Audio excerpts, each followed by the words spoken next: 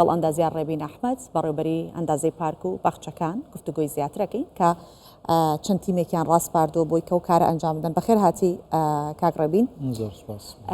لەلایەن چەند تیمەوە ئەم کارەتان ڕێک خستووە و بۆ ماوەی چەندێکیش بەردەوامە بێت تیمەکان کاریان چیە بێت تەنیا ڕێخستنی سەوزاییە ئەمە بەس بۆ جوانکردنی سیمای شارە یاخود لە پشتی ئەوەوە مەسەرەن بۆ نمونە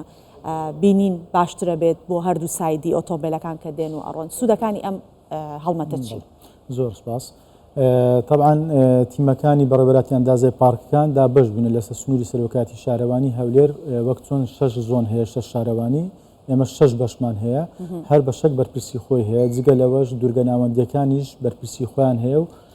3 بەشی دیکەمان هەیە بەشی هەڵمەت و هەروەها بەشی چاندنیشمان هەیە کە سەرپەرشتی بەشەکان دەکاتن و بەشەکی دیکەشمان هەیە بەشی شێوەکاری چونکە ئێمە بە تەنها بەس کار لەسەر پاکردنی ژینگە ناکەین بەڵکو هەندێک تەوەری دیکەشێ کاری لەسەر دەکەین وەکو جوانترکردنی ژینگەی بینین خۆی سەوزایی هەر لەگەڵ دیتنی ئارامی دەبەخشێتە مرۆڤ کە لەگە بینینی ژینگەچی جوان دەبەخشیتن ئێمە هەوڵ دەدەین ئەو ژینگەیە جوانتر بکەین بە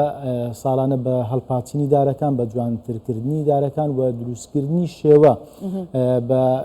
بەدار دروستکردنی شێوە وەکو پێشتر وتم تیمەکی تایبەتمان هەیە ئەو تیمە هەر لێرە کاری ڕاهێنانیان پێکراوە هەر خەڵکی هەرێمی کوردستانن ئەو کارانە پێشتر پسپۆڕی دیکە هەبوو لە دەرەوەی شار هاتبوو تاوەکو کارمەندەکانی مەی فێرە ئەم شێوەکاریە کرد ئێستا کە لەلایەن کارمەندانی خۆمانەوە لە شەقامەکان بەدار بە درەخت شێوە دروست دەکرێتن بە پێی تایبەتمەندی ئەو شوێنە یاخود لە ناو پارکەکان کە سەردانی کەر یاخود گەشتیار دێتن وێنە لەگەڵ شێوەکان دەگرن بە پێی تایبەتمەندیش لە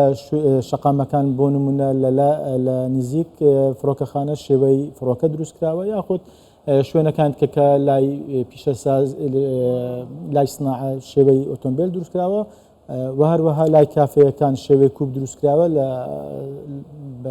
دار و درەخت شێوەکان دروست دەکرێت. باشە ئەم تیمە تا چەندێک کارەکانیان بەردەوام بە چکە ئێستا کاری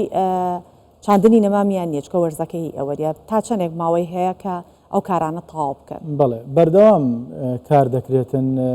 لە هەر چاربەرز تیمەکانی بەڕێوەبەری ئەندازەی پارکەکان کار دەکاتن لە کاتی ئێستا کە ئامادەکاری دەکرێتن بۆ وەرزی چاندن لە نامەنگەکان بەرهەم ئامادە دەکرێتن تاوەکو لە چاردەی سێ هەڵمەتە فراوانەکە دەست پێ دەکرێت و هەروەها لە شەقامەکان قۆرتی دارەکان ڕێک دەخرێتەوە چا دەکرێتن تاوەکو وەرزی ئاودان دەست پێکە قۆرتەکان حازر بیتن و وەرزی هەڵپاچینە دارەکان ڕێک دەخرێتەوە. باشە پلانتان چییە بۆ زیاترکردنی ڕێژەی سەوزایی لە ساڵی 2025 لەگەڵ دەستپێکی کابینەینەوە ئێمە هەوڵماندایە بە پلان کارمان کردووە بە تایبەت لە دەربازەکان کەوا داخلی شاری هەولێر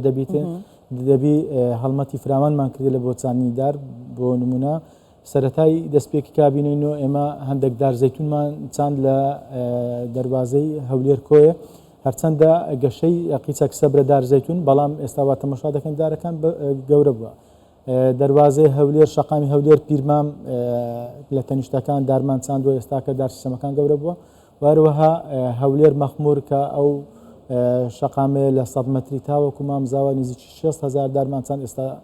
شەقامەکە سەوز و جوان بووە. دەستەکانت خۆش بە سپاس دەکەین ئەندازیار ڕێبین ئەحمەد بەڕێوەبەری ئەندازەی پارک و باخچەکان میوانی کوردستان 24 سپاس. زۆر سپاس.